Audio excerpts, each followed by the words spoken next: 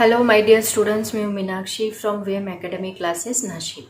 बच्चों, हम देख रहे क्लास 11 का chapter 7 thermal properties of matter और आज है उसका लेक्चर नंबर 1 जिसमें हम टॉपिक देखने वाले हैं थर्मल एक्सपांशन। अभी आप लोग बोलोगे कि मैम पहला टॉपिक तो टेम्परेचर एंड हीट है, तो कोरोना की कोविड-19 की वजह से इस पर बहुत सारा सिलेबस उन्होंने कट किया है, तो वो डिलीट करके आगे का सिलेबस जो इम्पोर्टेंट है 12th के लिए वो तो हमें लेना ही पड़ेगा। तो पहले हम वो कंप्लीट करेंगे, चाहे बाद में मैं इसके सभी लेक्चर्स अपलोड करूंगी, बट फिलहाल हम लोग थर्मल एक्सपांशन कंप्लीट करते हैं। तो उसकी वजह से कौन सा टॉपिक कट है इस चैप्टर का वो भी मैं आपको बताती हूँ, देन हम लोग टॉपिक स्टार्ट करेंगे। तो बच्चों टॉपिक देखो कौन सा डिलीट है। 7.2 उन्होंने डिलीट किया है temperature and heat. 7.3 measurement of temperature, ये बहुत बड़े बड़े टॉपिक्स उन्होंने डिलीट किए हैं।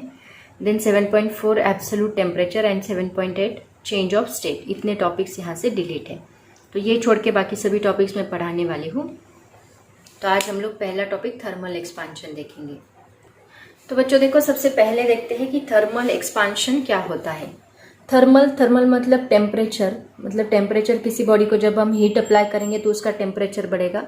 सो थर्मल मतलब टेम्परेचर एंड एक्सपांशन मतलब एक्सपांड होना, कोई चीज़ एक्सपांड होना, मतलब इतनी सी चीज़ है वो इतनी एक्सपांड होना, उसको एक्सपांशन कहा जाता है। ठीक है, तो सबसे पहले ये एक्सपांशन होता क्यों है वो हम लोग देखते हैं। मान लो यहाँ पे हमें पता है, हमने इसके पहले मैकेनिकल प्रॉपर्टी स्टडी की है। एक रॉड हमने लिया है, ओके, एक रॉड हमने लिया, इस रॉड में ये मॉलिक्यूल्स हैं, तो ये मॉलिक्यूल्स की पोजीशन फिक्स होती है, ये हमें पता है। सॉलिड रॉड है, ये मॉलिक्यूल्स की पोजीशन फिक्स होती है, वो अपनी मीन पोजीशन से वाइब्रेट होते हैं, लेकिन उनका डिस्टेंस जो है वो फिक्स होता है। मान लो एक मॉलिक्यूल हमने यहाँ पे कंसीडर किया, ये मीन पोजीशन से यहाँ तक ऐसे वाइब्रेट हो रहा है। ओके, अब हम लोग इस रॉड को हीट अप्लाई करेंगे। इस रॉड को जब मैंने हीट अप्लाई की, तो हीट अप्लाई करने के बाद क्या होगा, इसकी इंटरनल एनर्जी बढ़ेगी, टेम्परेचर बढ़ेगा। टेम्परेचर बढ़ने की वजह से इंटरनल एनर्जी बढ़ेगी, उसकी वजह से टेम्परेचर बढ़ेगा, राइट ना।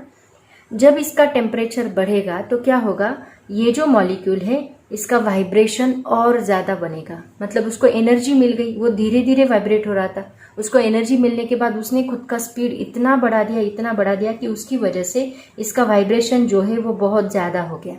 और वाइब्रेशन ज़्यादा होने की वजह से वो इस साइड के मॉलिक्यूल को इस साइड के मॉलिक्यूल को फोर्स लगाएगा।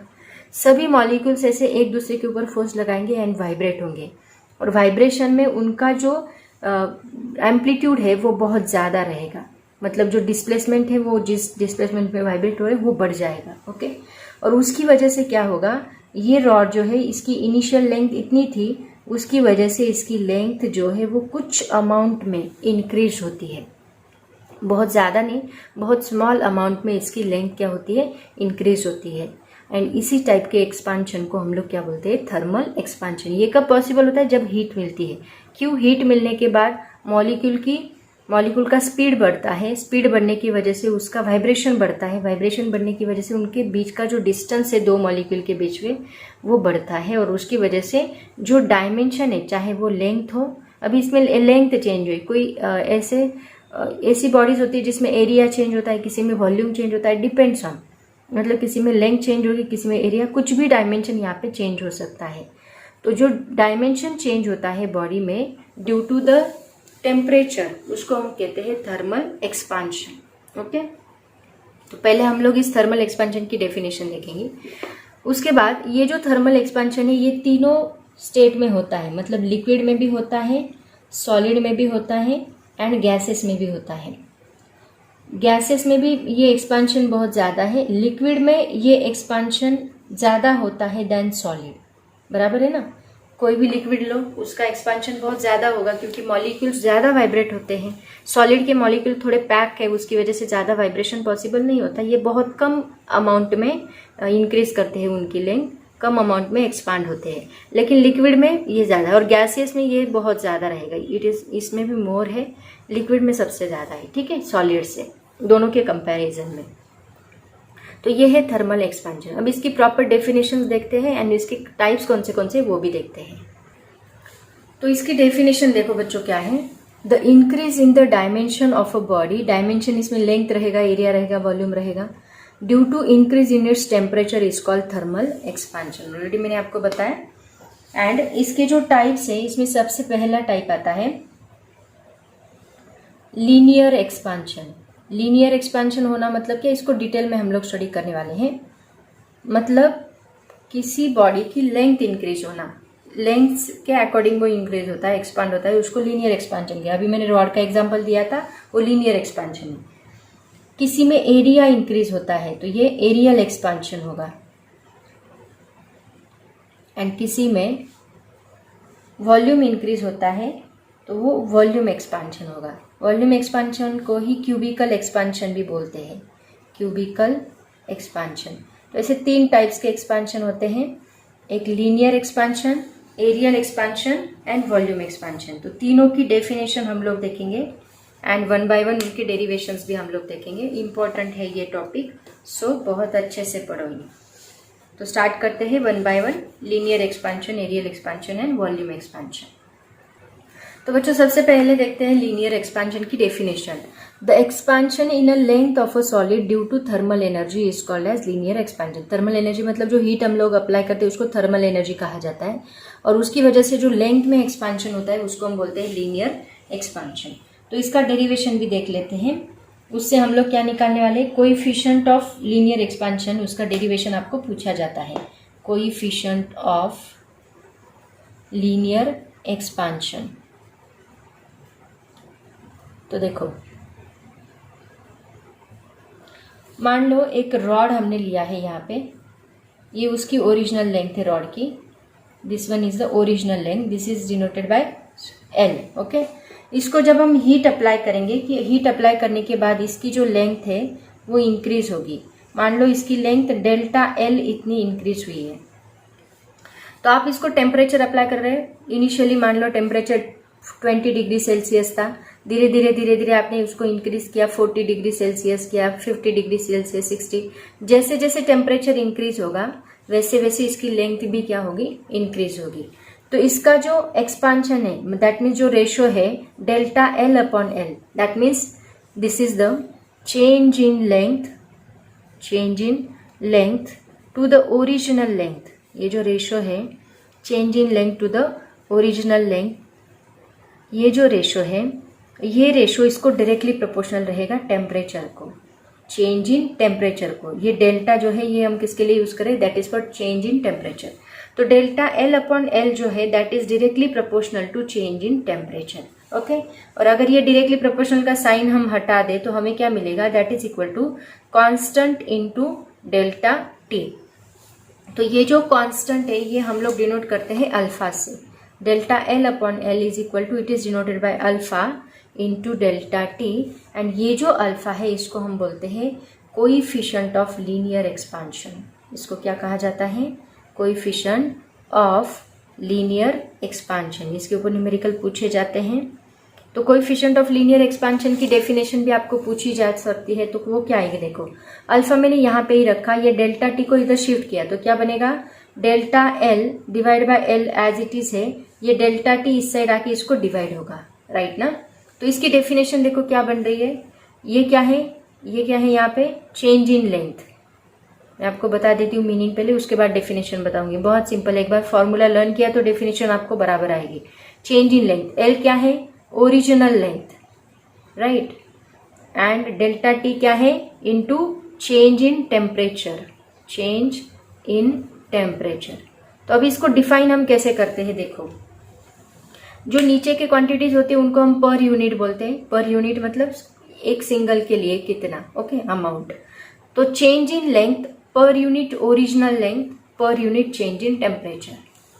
Coefficient of linear expansion is defined as it is the ratio of change in length to the original length to the change in temperature, ऐसे भी बोल सकते हैं।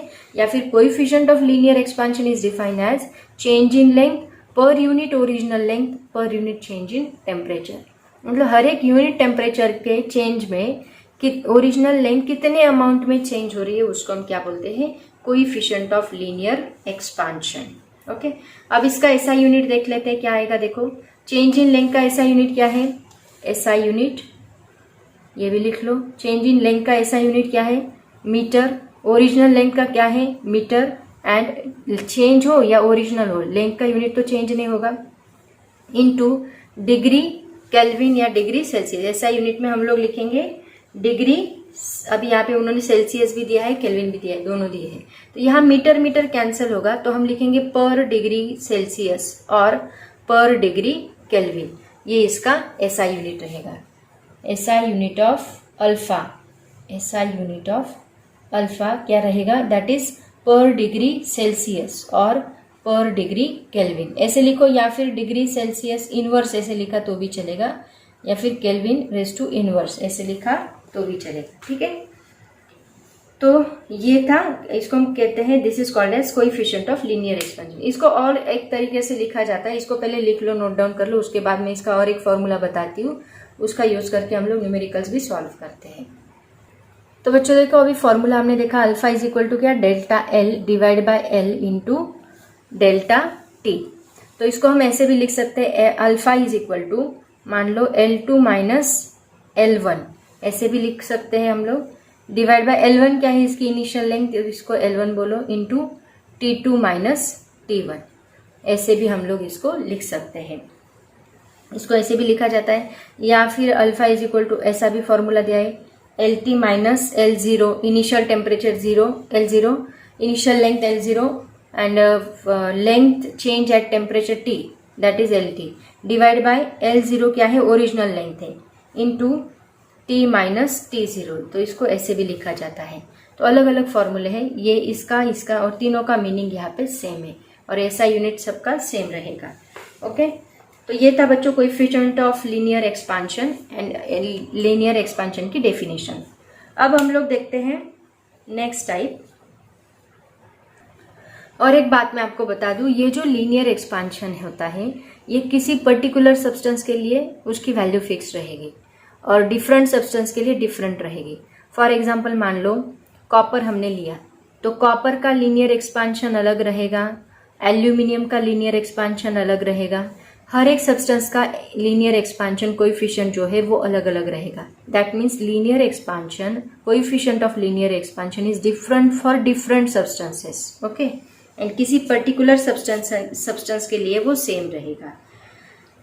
और मेटल की जो वैल्यू होती है लीनियर एक्सपेंशन की वो ज़्यादा होती है।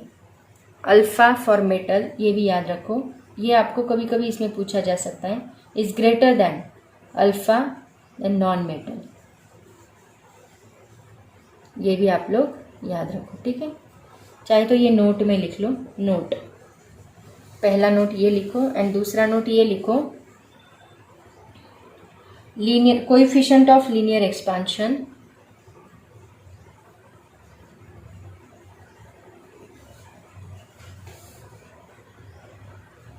is different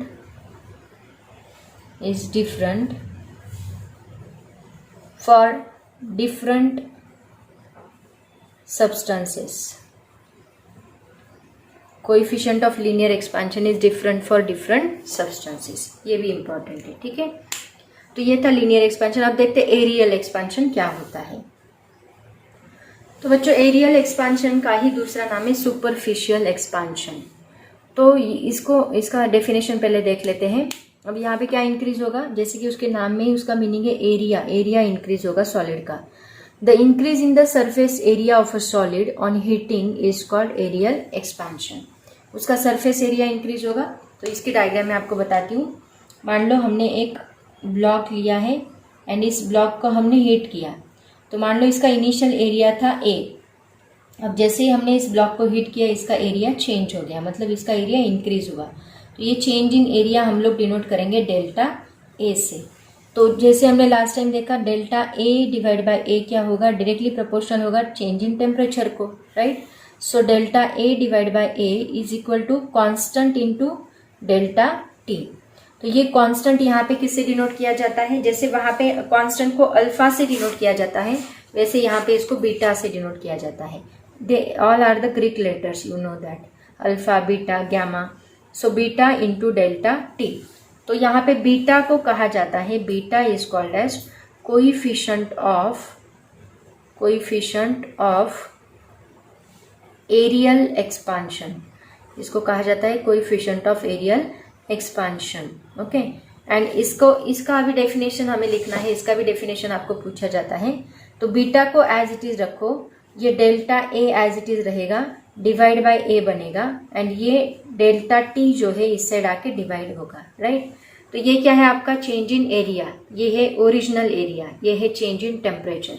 तो इसको आप डिफाइन कैसे करोगे, coefficient of areal expansion is defined as it is the ratio of change in area to the original area to the change in temperature, या फिर coefficient of areal expansion is defined as it is change in area per unit original area per unit change in temperature. Okay, this is called as coefficient of areal expansion. इसका भी ऐसा unit same रहेगा। देखो ऐसा unit में ऊपर क्या आएगा, मीटर स्क्वायर, क्योंकि एरिया का यूनिट क्या होता है मीटर स्क्वायर, और यहाँ पे मीटर, यहाँ पे भी metre square into change in temperature के लिए डिग्री सेल्सियस या फिर डिग्री केल्विन। तो मीटर स्क्वायर कैंसिल होगा, डिग्री सेल्सियस इनवर्स और इसका डिग्री केल्विन इनवर्स, ये इसका ऐसा यूनिट रहेगा कोएफिशिएंट ऑफ एरियल एक्सपांशन। सबका ऐसा यूनिट सेम है। अब इसी फॉर्मूले को हम लोग ऐसे भी लिख सकते हैं, A T minus A zero divide by A zero into T minus T zero, ऐसे भी लिख सकते हैं। या फिर आप इसको ऐसे भी लिख सकते हो, A two minus A one, आप इनिशियल एरिया क्या डिफाइन करते हो उसके ऊपर डिपेंड करता है, T two minus T one. Temperature भी आप वैसे ही चेंज करते जाओ जैसे आपने एरिया चेंज किया है। तो ये इसके अलग अलग फॉर्मूले बन सकते हैं। इसमें आप लिखो given A T is the final temperature, final area, A zero is the initial area, T is the final temperature, T0 is the initial temperature, A2 is the final area, A1 is the original area, T2 is the final temperature, T1 is the initial temperature। ऐसे हम लोग इसको define कर सकते हैं। This is called as areal expansion. Okay, अब देखते हैं क्यूबिकल एक्सपांशन या फिर वॉल्यूम एक्सपांशन क्या होता है। तो नेक्स्ट देखो वॉल्यूम एक्सपांशन, और इसी को कहा जाता है क्यूबिकल एक्सपांशन। तो क्यूबिकल एक्सपांशन मतलब मान लो एक बलून हमने लिया है, बलून नहीं, एक स्फीयर लो, ठीक है। एक काम करते हैं, एक क्यूब लेते हैं। मान लो एक क्यूब मैंने यहाँ पे लिया, तो मान लो ये क्यूब हमने लिया, ये क्यूब का इनिशियल वॉल्यूम V था। जैसे हमने उसको हीट अप्लाई की उसका वॉल्यूम चेंज हो गया, कितना हो गया, डेल्टा V बन गया। ओके, तो ये delta V divide by V जो है that is directly proportional to delta T रहेगा। So delta V divide by V is equal to constant into delta T बनेगा। So this constant is denoted by gamma, delta V divide by V is equal to gamma into delta T। So gamma को हम क्या कहते हैं, gamma को कहा जाता है, this is called as coefficient of cubical expansion. Gamma is equal to coefficient of cubical expansion, cubical expansion. So ये गामा को हम कैसे डिफाइन कर सकते हैं, gamma is equal to delta V divide by V as it is रहेगा, ये delta T जो है ये इस साइड आके मल्टीप्लाई होगा।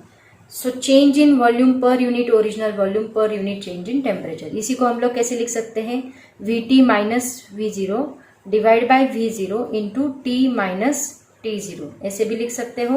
या फिर इसको हम लिख सकते हैं V2 minus V1 divide by V1 into T2 minus T1, ऐसे भी हम लोग इसको लिख सकते हैं। अलग अलग फॉर्मूले इसके बन सकते हैं। इसका ऐसा यूनिट क्या आएगा, वही, क्योंकि देखो वॉल्यूम का metre cube divide by metre cube into degree Celsius. तो इसका ऐसा unit metre cube cancel, degree Celsius inverse और डिग्री केल्विन इनवर्स, ये इसका ऐसा यूनिट। एंड तीनों के डायमेंशंस देखो क्या बनते हैं, तीनों के alpha beta and gamma dimension तीनों का सेम रहेगा, क्योंकि तीनों का ऐसा यूनिट क्या है, सेम है। तो इसका लेंथ नहीं है, लेंथ 0 है, m भी 0 है, टाइम भी 0 है। बस टेम्परेचर के लिए हम क्या k लेते हैं, तो k क्या आएगा यहाँ पे -1 आएगा। बाकी सभी जो टर्म्स है वो 0, तीनों का अल्फा बीटा एंड गामा का dimension L0 M0 T0 K-1 ये आएगा, ठीक है। तो ऐसे हमने तीनों टाइप्स देखे हैं। अब इसके ऊपर कुछ न्यूमेरिकल्स हम लोग देख लेते हैं।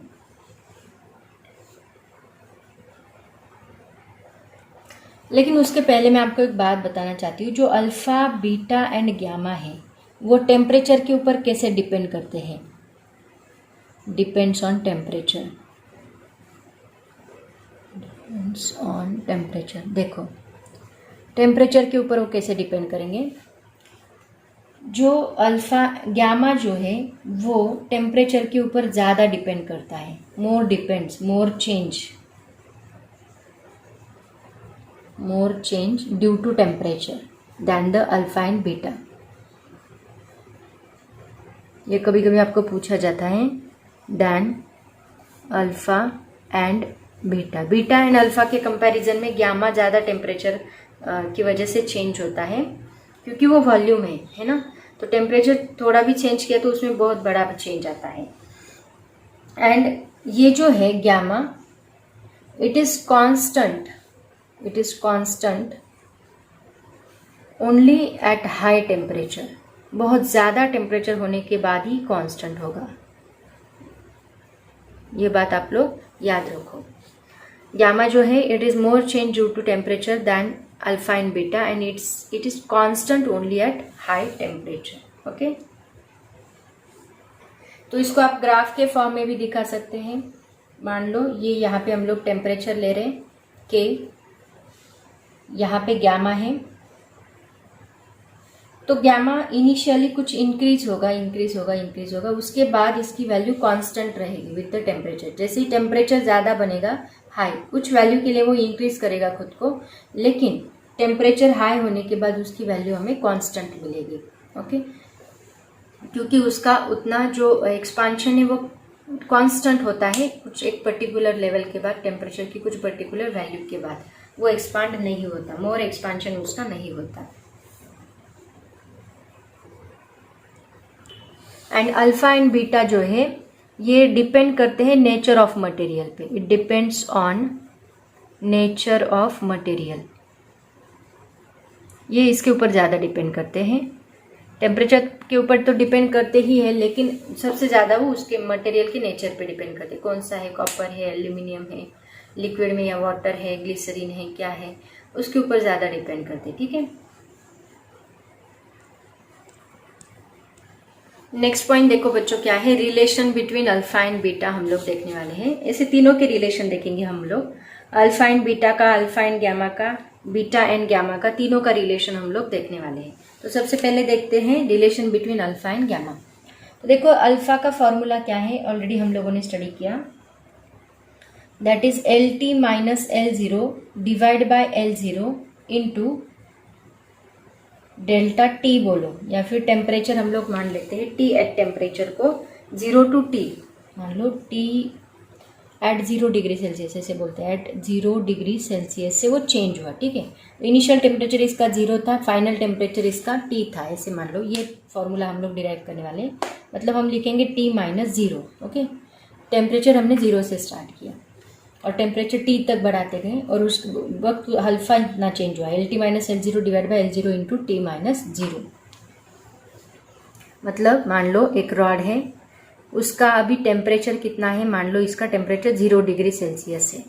इस टेम्परेचर को बढ़ाते बढ़ाते 10, 20, 30 ऐसे बढ़ाते बढ़ाते हम लोग T तक बढ़ा के लेके गए। Okay, general. और उस वक्त जब 0 डिग्री सेल्सियस था तब इसकी लेंथ L0 थी, जब हमने टेम्परेचर T किया तब उसकी लेंथ कितनी बन गई, LT बन गई। तो चेंज इन लेंथ कितनी होगी, LT minus L0, change in temperature कितना होगा, T माइनस 0।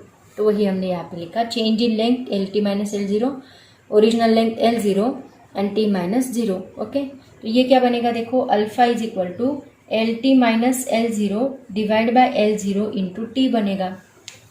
ओके, अब हमें लिखना है क्या है, देखो हमें LT का फॉर्मूला निकालना है। LT का फॉर्मूला निकालना है तो बाकी सभी टर्म्स को है ना इधर शिफ्ट करो, तो क्या होगा, देखो LT एज इट इज रहेगा, ये जो टर्म्स यहाँ पे डिवाइड है इस साइड जाके मल्टीप्लाई होगी, मतलब alpha into L0 into T बनेगा। ओके, इज इक्वल टू यहाँ पे LT एज इट इज रहेगा minus L0 as it is रहेगा, LT को एज इट इज रखो, ये L0 माइनस है उस साइड जाके प्लस बनेगा, मतलब L0 plus alpha into L0 into T। दोनों में से हम लोग L0 कॉमन निकाल सकते हैं, तो दोनों में से L0 कॉमन निकालो तो क्या बनेगा, LT is equal to L0 in bracket 1 plus, ये L0 बाहर गया यहाँ पे 1 आएगा, alpha and T as it is रहेगा, L0 बाहर जाएगा, मतलब ये बनेगा alpha T. L T is equal to L0 into 1 plus alpha T. इसको नाम दो इक्वेशन नंबर 1। ऐसे ही देखो बीटा का इक्वेशन बनेगा। बीटा का फॉर्मूला क्या है, एरियल एक्सपांशन, मतलब बीटा इज इक्वल टू क्या होता है, AT minus A0 divide by A0 into T minus 0। तो इससे इसी फॉर्मूले के ऊपर जैसे हमने इसको डिराइव किया वैसे हम बीटा को भी डिराइव कर सकते हैं। तो क्या AT का क्या फॉर्मूला बनेगा, AT is equal to A0 into 1 plus यहाँ अल्फा की जगह पे क्या बनेगा, बीटा टी। इसको नाम देके रखो इक्वेशन नंबर 2। अब हमें किसका रिलेशन दिखाना है, आपको अल्फा एंड बीटा का रिलेशन दिखाना है। तो बच्चों हमें पता है कि जो एरिया होता है वो क्या होता है, एरिया इज इक्वल टू होता है लेंथ इंटू ब्रेड। तो हम लोग इसको लेंथ इंटू लेंथ ऐसे भी लिख सकते हैं, मतलब A0 को हम लोग L0 इंटू L0 लिख सकते हैं, that is equal to L0 square बनेगा। Am I clear. सिमिलरली जो AT होगा that is equal to LT square बनेगा। अगर A0 is equal to L0 square है तो AT इज इक्वल टू क्या बनेगा, LT स्क्वायर। LT का फॉर्मूला क्या है देखो फ्रॉम इक्वेशन 1, ये तो हम इसकी जगह पे ऐसे लिख सकते हैं L0 square into 1 plus alpha T square. Okay, but अगर इक्वेशन 2 देखा तो इक्वेशन 2 में हमें AT का फॉर्मूला क्या मिल रहा है, A0 1 प्लस बीटा टी। तो हम इसको इक्वेशन नंबर 3 बोलते हैं। एंड फ्रॉम इक्वेशन 2 एंड 3 हम लोग क्या लिखेंगे, फ्रॉम इक्वेशन 2 एंड 3 अगर ये इक्वल है, इनका LHS इक्वल है तो इनका RHS भी क्या रहेगा, इक्वल रहेगा। तो AT is equal to AT, इसका मतलब हम लिखेंगे कि A0 into 1 plus beta T is equal to क्या आएगा, L0 square into 1 plus alpha T whole square. Okay, इसको इस साइड लिखो L0 स्क्वायर। ये 1 प्लस अल्फा टी को हम कैसे लिखेंगे, A plus B bracket square का फॉर्मूला यूज करके। क्या है A plus B bracket square का फॉर्मूला, होल ब्रैकेट स्क्वायर का, that is equal to A square plus 2AB प्लस B स्क्वायर। तो ये फॉर्मूला यहाँ पे अप्लाई करो। A स्क्वायर क्या है, 1 स्क्वायर मतलब 1 ही आएगा, प्लस 2AB मतलब 2 alpha T plus alpha square into T square B square, that is equal to यहाँ पे ये A0 into 1 plus beta T as it is रहेगा। अब देखो यहाँ पे L0 square is equal to क्या है, A0, तो वो ये A0 यहाँ पे पुट कर दो। ब्रैकेट में देखो 1 प्लस 2 अल्फा टी प्लस ये जो अल्फा स्क्वायर टी स्क्वायर है, यहाँ पे जो अल्फा है ये वेरी वेरी स्मॉल होता है, वेरी वेरी स्मॉल। उसकी वजह से अगर ये स्मॉल है तो आप इसका स्क्वायर जितना करते जाओगे, मतलब इसका एक्सपोनेंट बढ़ाते जाओगे, वो वैल्यू 0 बन जाएगी। तो इसकी वजह से alpha square and T square जो है वो नियरली इक्वल टू क्या होते हैं, 0। अगर ये मैंने 0 पुट किया दैट इज इक्वल टू, ये रीजन दो because alpha is very very small, that's why it becomes nearly 0। A0 into 1 plus beta T. तो देखो ये इस साइड का A0 इस साइड का A0 कैंसिल होता है एंड हमें क्या मिलता है, ये 1 एंड ये 1 भी कैंसिल होता है। तो हमें क्या मिलेगा, 2 alpha T is equal to क्या मिलेगा, बीटा टी। ओके, तो इसमें टी भी कैंसिल होगा एंड हमें बीटा इज इक्वल टू क्या मिलेगा, 2 अल्फा मिलेगा। ये दोनों का रिलेशन यही चाहिए था हमें। देखो ये रिलेशन स्टडी करो क्योंकि ये पूछा जाता है एग्जाम में। दोनों का रिलेशन देखो क्या है। सबसे पहले हमने क्या किया, अल्फा का फॉर्मूला लिखा LT minus L0 divide by L0 into T minus 0 at 0 degree Celsius. Alpha का फॉर्मूला हमने डिराइव किया, LT चाहिए था तो हमने क्या किया, टर्म्स को शिफ्ट किया एंड उसके ऊपर से हमने LT का फॉर्मूला लिखा L0 plus alpha L0 T, दोनों में से L0 कॉमन निकाला 1 प्लस अल्फा टी। उसी के ऊपर से हमने एरिया का भी फॉर्मूला लिखा जो कि बीटा का है, AT is equal to A0 1 plus beta T. इसको इक्वेशन 1 इसको इक्वेशन 2 नाम दो। अब यहाँ पे A0 का फॉर्मूला मतलब एरिया क्या होता है, L0 स्क्वायर होगा और AT क्या रहेगा, LT स्क्वायर। LT स्क्वायर जो हमने निकाला था उसका हमने स्क्वायर लिया, उसको इक्वेशन 3 बोला। लेकिन AT का ऑलरेडी हमने एक दूसरा फॉर्मूला निकाला था तो दोनों को इक्वेट किया। ये L0 square 1 plus alpha T को मैंने इस साइड लिखा। यहाँ पे हमने कौन सा फॉर्मूला यूज किया, A plus B bracket square का, A plus 2AB plus B square. Okay, इसमें alpha square and beta T square ये बहुत ही स्मॉल वैल्यू की वजह से ये 0 बनता है। सो L0 की जगह पे हमने A0 पुट किया। सो ये क्या बनेगा, A0 into 1 plus 2 alpha T plus 0। तो A0 cancel and 1 cancel, 2 alpha T बचा is equal to beta T. Okay, ये बीटा टी है। इसमें टी टी कैंसिल होता है and beta is equal to हमें क्या मिलता है, that is equal to 2 alpha. ये दोनों का रिलेशन। अभी कभी कभी ये एग्जाम कॉम्पिटिटिव एग्जाम्स में भी एमसीक्यूज में पूछा जाता है what is the relation between alpha and beta, तो beta is equal to 2 alpha, या फिर अल्फा इज इक्वल टू ऐसे भी दिया रहेगा, alpha is equal to 1/2 into beta, ऐसे भी बोला रहेगा। ठीक है, दोनों का रिलेशन मीनिंग सेम है, ये 2 इस साइड आया तो मल्टीप्लाई होगा। अब देखते हैं बीटा अल्फा एंड गामा का क्या रिलेशन है। ये था अल्फा एंड बीटा का, अब अल्फा एंड गामा का क्या रिलेशन आएगा देखो। तो ये रिलेशन भी हम लोग कुछ उसी तरह निकालेंगे। पहले तो एल का फॉर्मूला जो हमने अभी डिराइव किया था इसके पहले के एग्जाम्पल में वही लिखती हूँ, L0 in bracket 1 plus alpha T. Okay, and अभी यहाँ पे वॉल्यूम का फॉर्मूला क्या आएगा देखो, VT क्या आएगा, जैसे ये है उसी तरह VT मतलब क्या होता है, गामा, गामा से रिलेटेड है वॉल्यूम, चेंज इन वॉल्यूम। तो यहाँ पे आएगा V0 1 प्लस अल्फा की जगह पे हमें क्या मिलेगा, गामा इंटू टी मिलेगा। ठीक है, वॉल्यूम इज इक्वल टू क्या होता है, length into breadth into height, मतलब L into L into L. तो इसको हम ऐसे लिख सकते हैं L0 क्यूब, इसको 0 0 0 करो तो V0 इज इक्वल टू क्या मिलेगा, L0 क्यूब मिलेगा। Similarly VT is equal to क्या मिलेगा, LT क्यूब मिलेगा, राइट ना। तो यहाँ पे LT क्यूब क्या है, और इसके पहले VT का फॉर्मूला लिख लो, गामा टी का यूज करके लिखा है ऑलरेडी। तो LT क्यूब यहाँ पे देखो, LT क्यूब की जगह पे हम ये फॉर्मूला पुट कर सकते हैं, तो VT is equal to L0 cube in bracket 1 plus alpha T bracket cube. Okay, अब देखो इक्वेशन, इसको नाम दे दो, इक्वेशन मानो ये this is 1 and this is 2। From equation 1 and 2 से हम क्या लिख सकते हैं, ये VT is equal to this है, तो ये VT is equal to this है, तो इनका LHS इक्वल है तो RHS को इक्वल हम कर सकते हैं। सो फ्रॉम इक्वेशन 1 एंड 2 हम लिखेंगे L0 cube 1 plus alpha T whole cube is equal to क्या मिलेगा, V0 into 1 plus gamma T. Okay, अब यहाँ पे A plus B bracket cube का फॉर्मूला क्या है देखो, ये फॉर्मूला होता है A cube plus 3A square B plus 3AB square plus B cube. वो फॉर्मूला यहाँ पे अप्लाई करो, क्या आएगा देखो, यहाँ L0 क्यूब की जगह पे ये वैल्यू पुट कर दो V0, L0 क्यूब की जगह पे V0, तो V0 इन ब्रैकेट 1 का क्यूब क्या आएगा, 1 ही आएगा, दिख रहा है, 1 का क्यूब 1 ही आएगा, प्लस 3A स्क्वायर बी, मतलब 3 इंटू 1 स्क्वायर इंटू बी क्या है, alpha into T, plus 3 into 1 into B square क्या आएगा, alpha square T square, plus B cube क्या आएगा, alpha cube into T cube आएगा, दैट इज इक्वल टू ये as it is V0 into 1 plus gamma T.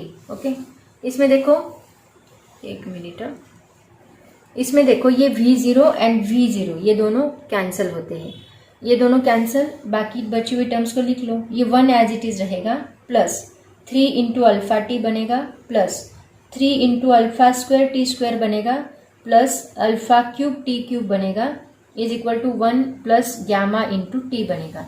अब देखो मैंने already आपको बताया कि अल्फा जो है it is very very small, यहाँ पे ही लिखो alpha is very very small, बहुत ही छोटा है, उसकी वजह से जो हायर ऑर्डर टर्म्स है, कौन सी हायर ऑर्डर टर्म्स है यहाँ पे, अल्फा स्क्वायर है, then alpha square T square and nearly equal to alpha cube T cube nearly equal to 0, ये 0 मिलेगी हमें, तो ये दोनों टर्म्स यहाँ पे 0 बनेगी एंड ये 1 कैंसिल होगा, तो क्या बचेगा देखो, ये 0 बना, ये 0 बना, बचा क्या 3 alpha T is equal to gamma T, तो इसमें ये टी कॉमन टर्म है, ये कैंसिल होगी and gamma is equal to हमें क्या मिलेगा, गामा इज इक्वल टू हमें मिलेगा 3 अल्फा। ओके, इसका मतलब alpha is equal to gamma by 3 भी हम लोग लिख सकते हैं, तो ये रिलेशन मिला, आया समझ में, gamma is equal to 3 alpha, या फिर अल्फा इज इक्वल टू ये 3 इस साइड आके गामा को डिवाइड होगा, इसका मतलब गामा बाई 3, ऐसे भी हम लोग बोल सकते हैं।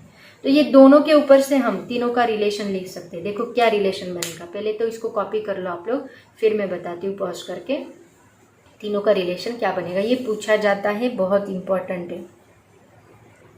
तो बच्चों तीनों का एक साथ रिलेशन क्या मिलेगा, देखो सबसे पहले हमने देखा कि बीटा इज इक्वल टू क्या होता है, 2 अल्फा होता है, and gamma is equal to क्या होता है, 3 अल्फा होता है। तो अल्फा का रिलेशन क्या बनेगा, देखो यहाँ से अगर हम देखें तो अल्फा इज इक्वल टू बनेगा बीटा अपॉन 2, एंड यहाँ से देखें तो अल्फा इज इक्वल टू बनेगा गामा बाय 3। तो अल्फा दोनों का सेम है, यहाँ पे बीटा बाय 2 है, गामा बाय 3। तो तीनों के ऊपर से हम ऐसे लिख सकते हैं alpha is equal to beta upon 2 is equal to gamma upon 3। ये तीनों का फाइनल रिलेशन है। इसके ऊपर आपको न्यूमेरिकल भी पूछे जा सकते हैं, एग्जाम में तीनों का रिलेशन भी पूछा जा सकता है। अभी अभी हमने इसको डिराइव किया। तो बच्चों थर्मल एक्सपांशन जो है उसका थ्योरेटिकल पार्ट मैंने सभी यहाँ पे कंप्लीट किया है। अब हम लोग इसके ऊपर कुछ न्यूमेरिकल्स देखते हैं, 2-3 न्यूमेरिकल्स देखेंगे, आपको समझ में आ जाएगा, ठीक है। लेकिन जो अभी मैंने बताया जितने भी डेरिवेशंस लिए सभी ठीक से करो, अच्छे से करो, और इसके नोट्स बनाओ, हैंड रिटन नोट्स बनाओगे तो और ज़्यादा आपको समझ में आएगा। और किसी भी टॉपिक को इग्नोर मत करो क्योंकि टॉपिक्स इंपॉर्टेंट है, ठीक है। तो अब देखते हैं इससे रिलेटेड न्यूमेरिकल्स। तो बच्चों पहला न्यूमेरिकल देखो क्या है, आपके एक्सरसाइज का ही न्यूमेरिकल है। In olden days while lying the rails for trains, small gaps used to be left between the rails sections to allow for spherical expansion। जो रेल सेक्शन होते हैं वहाँ पे छोटे छोटे गैप्स रखे होते हैं, स्मॉल गैप्स रखे होते हैं, क्योंकि वहाँ पे जो समर सीजन में उनका एक्सपांशन होने के चांसेस है टेम्परेचर बढ़ने की वजह से। ओके, तो स्मॉल गैप्स रखे होते हैं। Suppose the rails are laid at room temperature 27 degree Celsius if maximum temperature in the region is 45 degree Celsius। मतलब इनिशियल टेम्परेचर दे के रखा है उन्होंने 27 degree Celsius and final temperature दिया है 45 degree Celsius, and the length of each rail section is 10 metre and L दी है 10 metre. What should be the gap left given that alpha is equal to 1.2 into 10 raised to minus 5 degree Kelvin पर degree Kelvin for the material of the rail section. मतलब आपको क्या निकालना है, L2 minus L1 निकालना है। Gap पूछा है ना उन्होंने, तो लेंथ ऑलरेडी दे के रखी है L1 और आपको L2 माइनस L1 निकालना है। सिंपल एग्जांपल है, देखो। तो सबसे पहले जो दिया है उसको लिख लो, बहुत ही सिंपल है। देखो मैं सॉल्व करके बताती हूँ। गिवन T1 कितना दिया है 27 डिग्री सेल्सियस, T2 कितना दिया है 45 डिग्री सेल्सियस, L1 उन्होंने दिया है 10 metre, alpha 1.2 into 10 raised to minus 5 kelvin inverse. Okay, और आपको निकालना है L2 माइनस L1, गैप कितना रहेगा, ठीक है। तो देखो फॉर्मूला क्या है हमारे पास, alpha is equal to L2 minus L1 divide by L1 into T2 minus T1। L2 minus L1 निकालना है, ये बाकी सभी टर्म्स को इधर शिफ्ट करो, मल्टीप्लाई होंगे। L1 is equal to alpha into L1 into T2 minus T1। Okay, alpha की वैल्यू पुट कर दो 1.2 into 10 raised to minus 5 into L1 क्या है 10 इंटू T2 कितना है 45 माइनस 27। ओके, सभी वैल्यूज पुट करो, मल्टीप्लाई करना है, सिंपल मल्टीप्लिकेशन करना है आपको। तो ये कितना आएगा 1.2 एज इट इज, ये 1 है तो ये -5 1 कितना होगा 10 रेज़्ड टू माइनस 4 बनेगा, और ये 18 से इसको मल्टीप्लाई करो कितना आता है, दैट इज इक्वल टू 21.6 बनेगा। इन दोनों को मल्टीप्लाई किया तो, और ये 10 रेज़्ड टू माइनस 4, तो एक डिजिट अगर मैंने इधर शिफ्ट किया तो क्या बनेगा 2.16 इंटू 10 रेज़्ड टू माइनस 3 बनेगा, that is L2 minus L1। Okay, ये इसका मीटर में आएगा क्योंकि ऑलरेडी लेंथ हमारी मीटर में दी है, L2 माइनस L1। ओके, समझ में आया, ये समझ में आया कैसे मैंने शिफ्ट किया।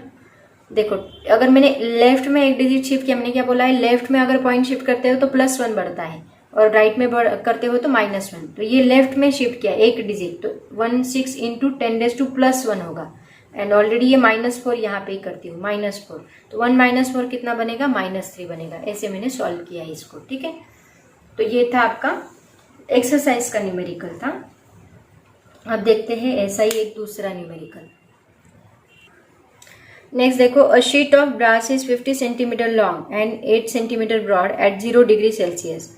If the surface area at 100 degree Celsius is 401.57 centimetre square. Find the coefficient of linear expansion of brass. देखो, शीट ऑफ ब्रास दिया है 50 सेंटीमीटर, मतलब लेंथ एंड ब्रेड दे के रखी है उन्होंने. क्या क्या बोला है बताती हूँ. गिवन लेंथ कितनी दी है 50 सेंटीमीटर, ब्रेड कितनी दी है दैट इज 8 सेंटीमीटर. ओके, और हमें एरिया चाहिए. एरिया कितना होगा L into B, length into breadth. इसको स्मॉल से ही डिनोट करते हैं. 50 इंटू 8 कितना होगा 400 सेंटीमीटर स्क्वायर. ये हमें एरिया मिला, initial area.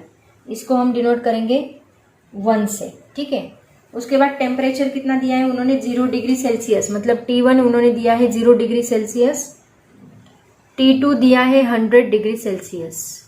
T1 100 degree Celsius, इन दोनों का डिफरेंस कितना आएगा 100 डिग्री सेल्सियस.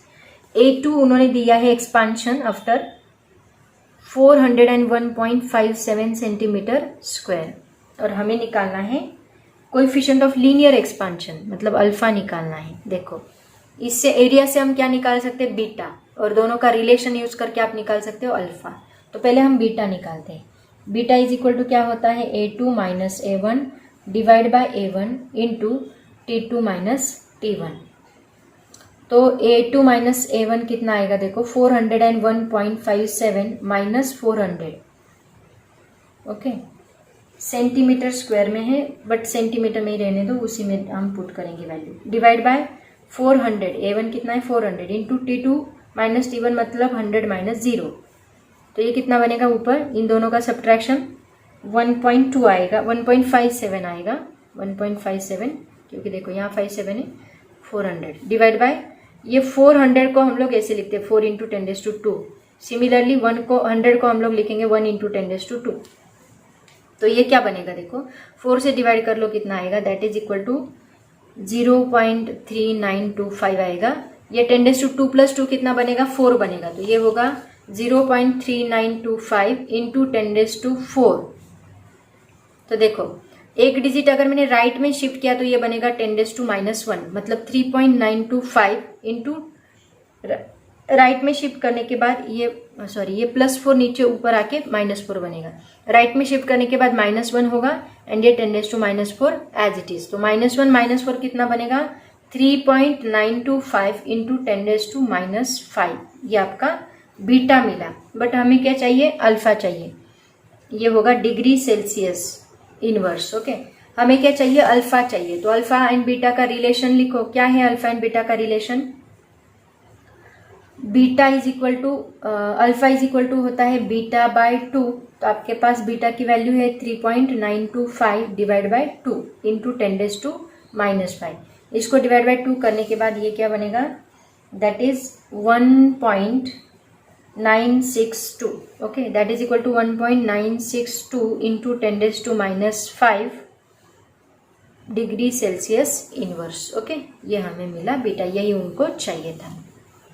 तो बच्चों, इस टॉपिक से रिलेटेड थ्योरेटिकल पार्ट, न्यूमेरिकल का पार्ट, डेरिवेशन का पार्ट सभी मैंने कंप्लीट किया है. अगर आप लेक्चर बहुत अच्छे से देखोगे आपको सब समझ में आएगा. अंडरस्टैंड करो, रटो मत, मैं ऑलरेडी बता रही हूँ. और डेरिवेशन की बार बार प्रैक्टिस करो, राइटिंग प्रैक्टिस करो. डेरिवेशंस को कभी भी रटना नहीं है, राइटिंग प्रैक्टिस करना है. जितनी राइटिंग प्रैक्टिस करो, फिजिक्स में बच्चों को वही प्रॉब्लम आता है कि डेरिवेशन हमें सॉल्व करके नहीं आती. अगर आप उसकी स्टेप्स याद करके 3-4 बार उसको राइट करोगे तो आपको डेफिनेटली याद रहेगा. और हर रोज रिवीजन किया करो. रिवीजन नहीं करोगे तो डेफिनेटली वो चैप्टर भूल जाओगे. वापस आपको उतना ही स्टडी करना पड़ेगा जैसे पहले किया था. सो बेटर रहेगा हर एक चैप्टर का हर रोज revision and writing practice is must for physics. रटना मना है, ठीक है. तो ये आज हमने थर्मल एक्सपेंशन का पूरा टॉपिक कंप्लीट किया है. नेक्स्ट लेक्चर में हम लोग नया टॉपिक देखेंगे, that is the specific heat capacity. वो बहुत ही इजी टॉपिक है, तो वो हम लोग नेक्स्ट लेक्चर में देखेंगे. तब तक के लिए पढ़ाई करते रहो. Thank you so much. All the very best and bye bye.